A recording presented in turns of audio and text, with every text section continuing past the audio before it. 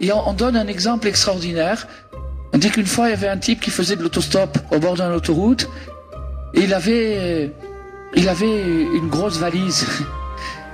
Et d'un seul coup, il y a un camion qui s'arrête, il court avec sa valise, et le camion lui fait signe, le chauffeur du camion, le conducteur lui fait signe de monter dans le camion, derrière.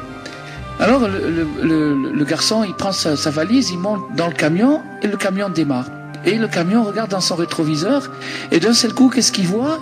Il voit ce pauvre garçon, ce pauvre autostoppeur, qui tient sa valise en l'air. Au lieu de la poser sur le parterre du camion, il la soutient comme ça. Alors le chauffeur est tellement indigné qu'il lui crie, il lui dit « Mais qu'est-ce que tu fais? Pourquoi tu tiens ta valise comme ça? Pourquoi tu la laisses pas par terre ?» Alors l'autre il dit « Ben, j'ose pas vous déranger. C'est tellement gentil, vous m'avez déjà accepté dans votre camion, j'ose pas vous déranger. »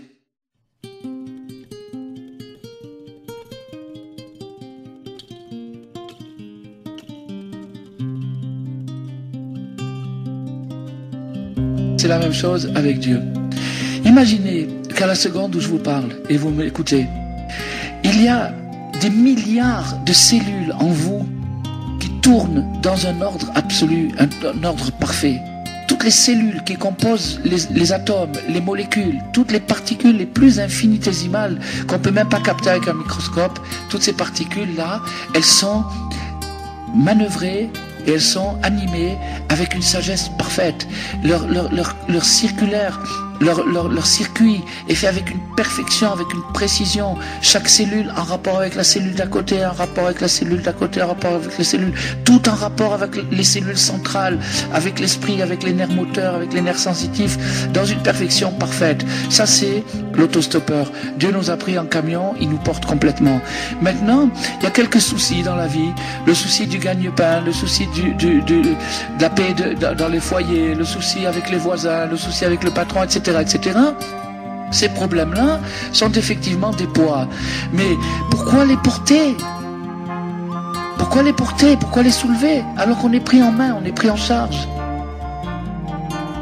Alors, cette chose-là, quand on y réfléchit, on voit l'absurdité de la personne qui prend sur son cœur tous les soucis du monde et qui, pour pas déranger Dieu, il a peur de déranger Dieu, il a peur que ça soit trop lourd pour Dieu, alors il porte sa valise, alors qu'il est porté par le camion.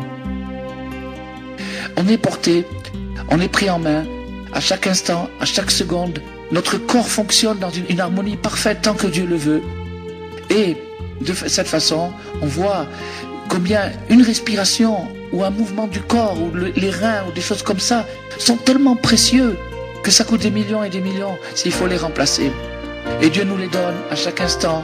Il nous donne à manger, il nous donne à boire, il nous donne l'air à respirer.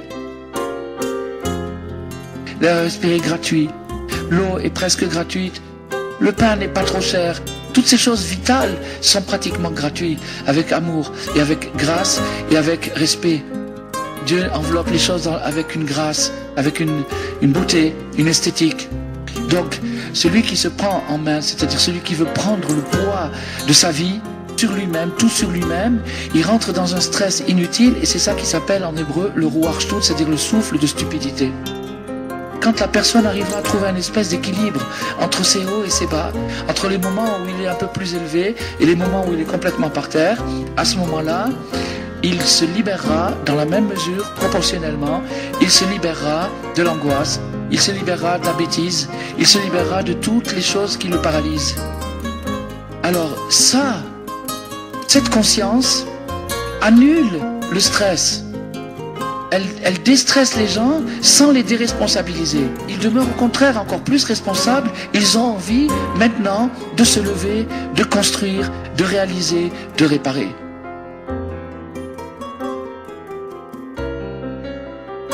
Viens, attrape toi-même, attrape ton âme, cherche ton rêve d'enfant qui a été peut-être enfoui, des couches de désespoir, de découragement, de déception, mais recommence à zéro.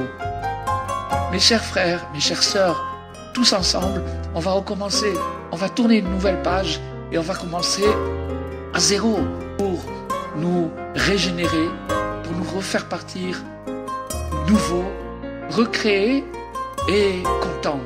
avec une simra, avec une joie de vivre, une envie de se lever le matin et de construire le monde.